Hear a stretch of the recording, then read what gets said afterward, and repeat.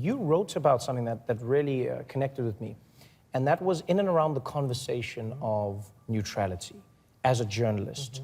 And you came out and you were speaking to the idea that journalists shouldn't be neutral, which was an interesting take I'd never heard before. I've come up with a sort of a slogan right now because I'm about frustrated at all of this. So I now say, truthful, not neutral. There's a difference. Yes. Truthful is bringing the truth. Neutral can be creating a false equivalence between this fact and that.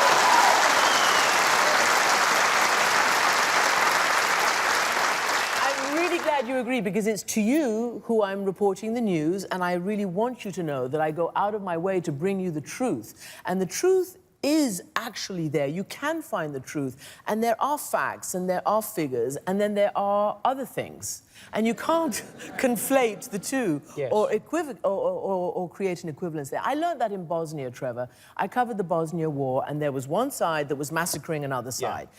And we were expected to somehow create a moral equivalence, and there wasn't any. And so in order to be truthful, I had to tell the truth, which was that one side was being massacred by another side. And that's how you get to an end, to a resolution, when you actually have the truth. Now, you've also spent extensive periods in the Middle East. You've covered everything in the Middle East, and even, I guess, in parts of North Africa as well. Yep. Looking at what happened in Turkey. You are going, what is happening in this place? Everyone was watching and saying, is it a coup? Is it not a coup? Yeah. The president came out and said, it's not a coup because the generals are not involved in this, but there are military personnel who are trying to take over the country.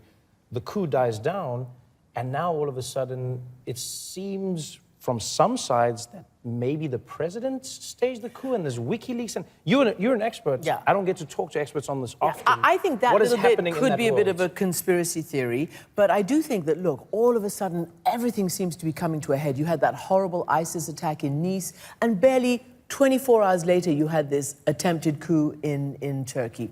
What I think is what happened is that there were a good number of people within the military who decided that they didn't like President Erdogan anymore, for whatever reason. A, is he becoming too much of an Islamist president? The military is fiercely secular. Is he becoming too autocratic? Yeah. From their perspective, the president's perspective, this was a plot you know, sort of inspired by a guy who's sitting here in Pennsylvania. But what's happening now is that, A, the people came out and they refused to allow the coup to take place. That, I think, is a triumph for democracy. Because the people stopped it. They really did. He called the people out and they came out, the president did. But you know, there's a massive crackdown now. You know, 50,000 people are being either detained, suspended from their jobs, or under investigation, including members of the press. So I think we wait to see how this plays out. When you see something play out like that, a president like Erdogan, who many have said is autocratic, many have said, you know, denounces free speech, and I mean, he's locked people up, he's arrested them for making jokes about him and so on. And then you see someone like Donald Trump, who has said he wants to get rid of the libel laws. He wants to go out and go after journalists or satirists who say things about him.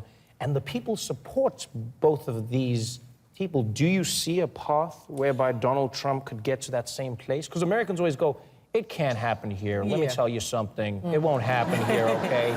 We're different, okay? Yeah, I think that that's true. That is true. This is a democracy with a First Amendment and a very, very, you know, closely guarded freedom of expression and freedom of the press. But it is guarded because it is fragile, and we have to make sure that nothing and no one can assault this basic right that makes America strong, this First Amendment and all its amazing constitutional protections.